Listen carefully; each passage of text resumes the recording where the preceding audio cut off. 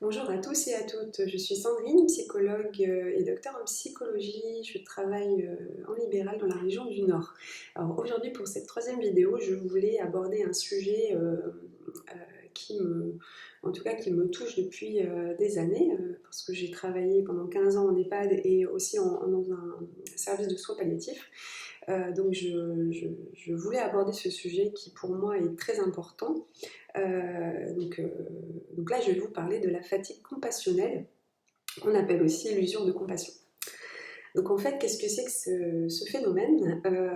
En fait, c'est une usure, une fatigue qui peut apparaître dès lors qu'on a un métier qui demande d'accompagner des patients en souffrance. Ça peut toucher évidemment les médecins, les psychologues, les ergothérapeutes, les soignants, donc les aides-soignants, les infirmiers, toutes les personnes qui travaillent dans des équipes de soins palliatifs. Ça peut également toucher la sphère plus intime, c'est-à-dire le rôle d'aidant d'une personne malade, d'un proche. En fait, dès lors que l'on doit en tout cas accompagner une personne qui est en souffrance physique ou morale eh bien, il va y avoir un investissement que l'on va donner, un investissement émotif. Lorsqu'on est soignant, on ne peut pas être des robots, donc il y a de toute manière un investissement émotif, mais il faut y prendre garde parce que cet investissement peut créer un déséquilibre entre les ressources déjà que l'on a et ce que l'on va donner finalement pour la prise en charge, pour l'aide, pour l'accompagnement. Et puis, à un moment donné, ce qui peut arriver, c'est de ressentir un épuisement, qu'il soit physique, émotionnel ou spirituel. Donc toutes ces personnes-là que je viens de citer ont à faire attention régulièrement à cet état de fatigue. Parce qu'en fait, là souvent, ce que mes collègues soignants me disaient, c'est, et d'ailleurs je pense que tous les soignants seront d'accord avec moi, c'est que c'est pas un métier qu'on va faire uniquement pour le salaire, c'est plutôt un métier qui est une vocation parce que on va y retrouver une forme de récompense qui va bien au-delà d'un métier, j'ai envie de dire. C'est la satisfaction d'avoir apporté quelque chose dans la vie de quelqu'un, quelque chose de très important qui est l'aide. C'est quelque chose qui peut nous valoriser finalement. Même si on le fait pour l'autre, on y retrouve aussi de la satisfaction personnelle d'avoir agi pour des bonnes causes, j'ai envie de dire. En fait, parfois, il y a un décalage finalement entre ce qu'on va y retrouver, les récompenses finalement qu'on va pouvoir percevoir avec l'investissement qu'on donne, et puis l'énergie donnée, qu'elle soit donc physique pardon, spirituelle et émotionnelle. Donc en fait, il y a 4 phases dans cette fatigue compassionnelle. Donc la première phase, ça va être la phase où en fait on va donner à fond. C'est la phase du zèle. En fait, là où on va s'investir, on est même volontaire à le faire. On donne de sa personne, on donne de sa compassion. On accompagne la personne en se donnant à fond, quoi. Donc, voilà. Ensuite vient la deuxième phase qui est la phase d'irritabilité. Donc là, on va commencer à percevoir des comportements un peu différents de la première phase. C'est-à-dire que la personne va commencer à éviter peut-être le contact avec la personne par moment, ou alors va donner en tout cas beaucoup moins, à être un peu moins consciencieux dans son travail, consciencieuse dans son travail. Ensuite vient la phase de retrait, donc ça c'est la troisième phase, là où des personnes vont parfois s'endurcir, vont avoir un peu moins d'espace à recevoir finalement la souffrance, donc ça peut passer par moins d'écoute, un peu moins justement de compassion, un peu moins d'affect, un peu moins d'humanité même parfois, où là on va se mettre à faire les soins sans forcément écouter la personne qui est en train de parler de sa souffrance. Ça peut être des actes mécaniques, ça peut être je rentre dans une chambre pour aider le patient, j'en sors rapidement prétextant quelque chose, parce que là ça devient vraiment difficile. Donc en fait voilà, il y a du stress et de la fatigue. Ensuite, on a la quatrième phase, donc on appelle la phase zombie.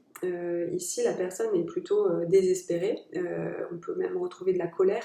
Là, je vais prendre un exemple de personnes qui travaillent en soins palliatifs. Alors, il y a beaucoup de valorisation finalement par rapport à cette profession qu'on peut avoir, c'est-à-dire c'est un métier essentiel, on est quand même des personnes, quand on y travaille, qui comptent vraiment beaucoup et qui peuvent changer beaucoup de choses, que ce soit d'écouter les familles en souffrance, que ce soit accompagner la personne avant la mort. Enfin, c'est quand même en tout cas un métier qui peut être voilà, valorisant et très très beau et utile voilà, à tout le monde en fait. Mais à un moment donné, si on ne s'écoute pas, en fait, ce qui va se passer, c'est que on peut ressentir un énorme inconfort, c'est-à-dire que, bah, notamment en soins palliatifs, il y a une notion de perte de contrôle, ou en tout cas il y a une part de choses qu'on ne va pas pouvoir contrôler, changer, aider. En fait, finalement, on a beau aimer la personne qu'on accompagne, si c'est un proche, on a beau adorer son métier, vouloir bien le faire quand on est soignant, pour autant, parfois on se sent impuissant et l'impuissance peut renvoyer beaucoup de stress finalement par rapport à tout ce qu'on va donner à l'autre, en fait.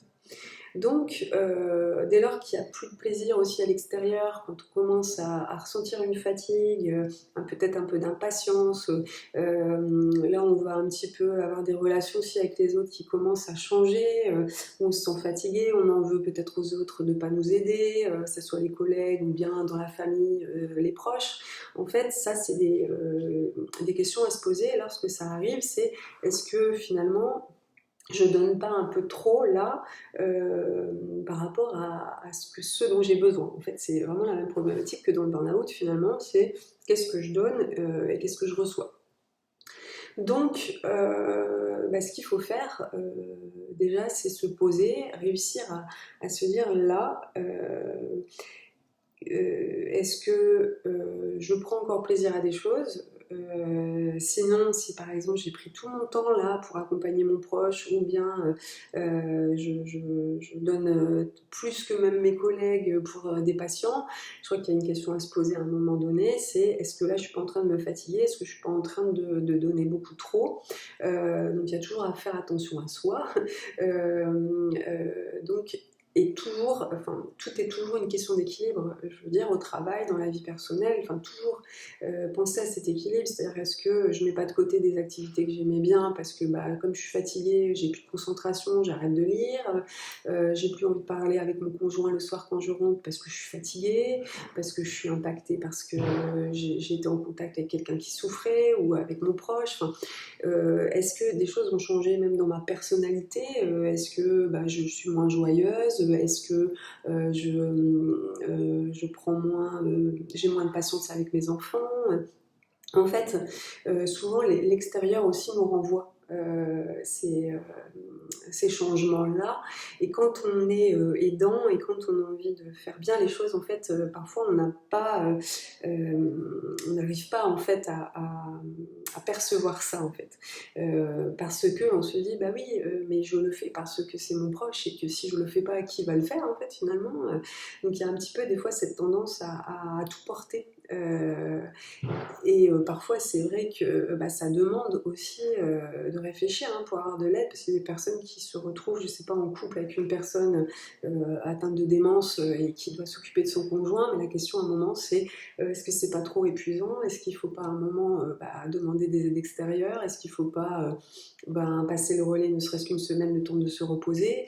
De toute façon on ne peut pas être dans une aide si soit on ne va pas bien. Donc ça, ça vaut pour toutes les relations.